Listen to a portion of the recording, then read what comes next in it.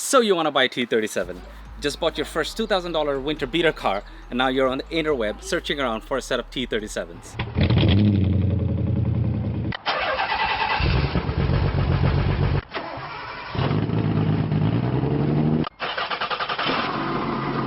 We have done it. We all have done it. I was 16 years old, almost homeless, figured out a way to buy a car. I bought a 2005 Nissan Sentra, which was a piece of junk, and I sat on the interweb day and night looking for a deal for a T37. If this is your first time in my channel, I'm a huge Nissan enthusiast.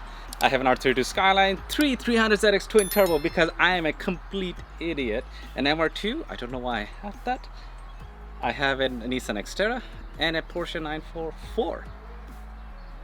If this is your first time in my channel and you're under the age of 21 and younger, stop to watch a cat video, talk to a female, spoke some illegal stuff, do anything. Don't be a car enthusiast because it is absolutely detrimental to your financial health.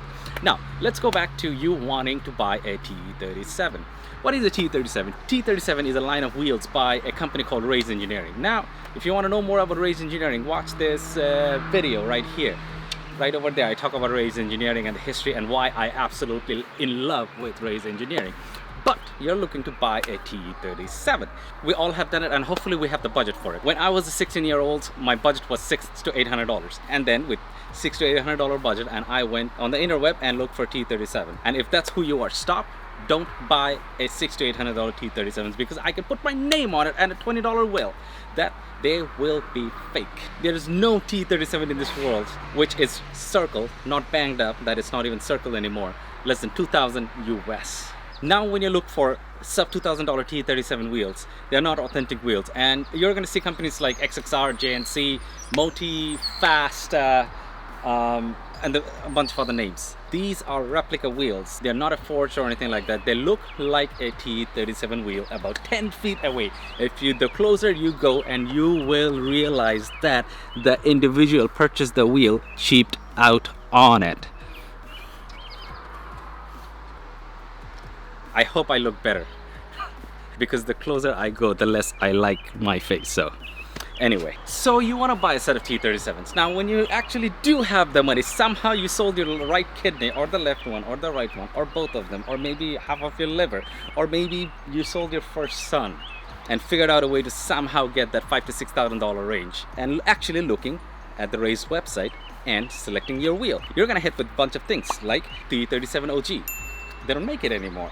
T37 TTA, T37 RT, T37 Ultra, T37 Ultra Track, T37 SL, T37 Saga, T37 Sagara, T37 Sonic, T37V, T37 Mark II, T37 larger PCD, and T37 Gravel. Are you lost yet? Are you? If you are still with me, well, let's move forward because I'm lost because I have no idea what I'm talking about now. Because to me, all of these things are just a T37 wheel with different variations of it.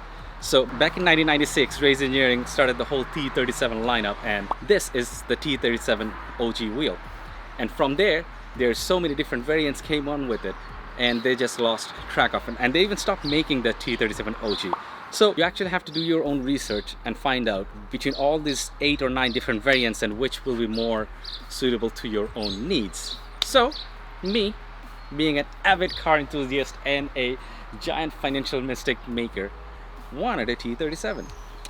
And lo and behold, we have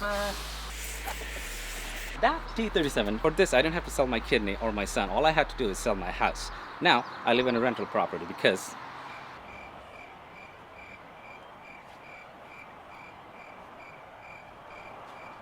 I am an idiot. so you want to own a T37. If you buy it from a registered Race dealer, you're guaranteed to have an authentic wheel. But if you're buying from the interweb, if you're buying a used wheel, well, buddy, you're in for a surprise because there are so many aftermarket replica wheels. Some of them are good at what they do, and they're so good that may mislead you into believing a wheel which is T37, and actually it is not. Let me show you today my brand new financial mistake T37 SL and how to spot a real T37s. They look so good and they come very well packaged.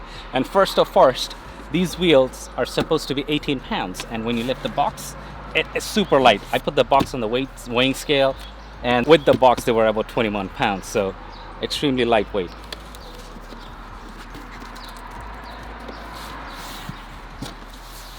Ha ha.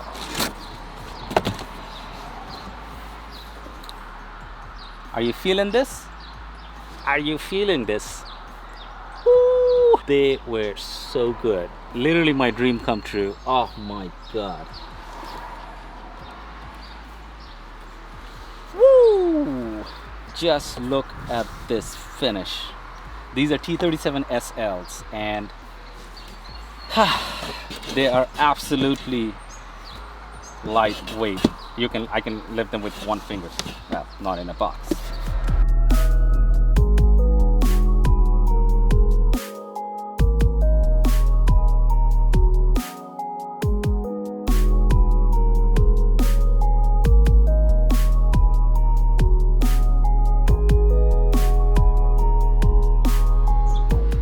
Let's take them out of the box and show you the differences between a fake TE37. Let's listen to it. Show you the differences between a fake TE37 and a real one. And these bags, oh my god, I think you know what I'm gonna do is I'm gonna talk to my mother-in-law because she has a sewing machine. I'm gonna put some foam in it and put this something like that, and we'll make some TE37 pet pillows. I'm frugal because I'm broke. I need sleeping pillows. I can't afford them. If you have a sleeping pillow company and you want to sponsor me, leave it at the comments or look under for my email. We'll do some work together. Brand new TE37 OEM wheel at the bottom of the box. That's where you get your vault stems. And just so you know, these wheels don't come with vault stems. This is a functional extra. And one thing you're gonna notice is on these wheels, from the factory, there is no sticker. It's clean, it's empty. The sticker is right here. There's your instruction booklet. Good luck reading it, because you can't, it's in Japanese. There's some English thing too. I'm not gonna waste my time reading it. I know how a wheel works, all right? There's instruction on how to take care of your wheel. I don't care. But I will definitely put the sticker on that wheel. So this goes back in the box. So you want to know how to identify a real Volks racing wheel. First of all, they are extremely light. Each wheel has their own weight on it. So one of the easiest things to do is to get yourself a weighing machine and put them on. Hopefully this stays. Stay.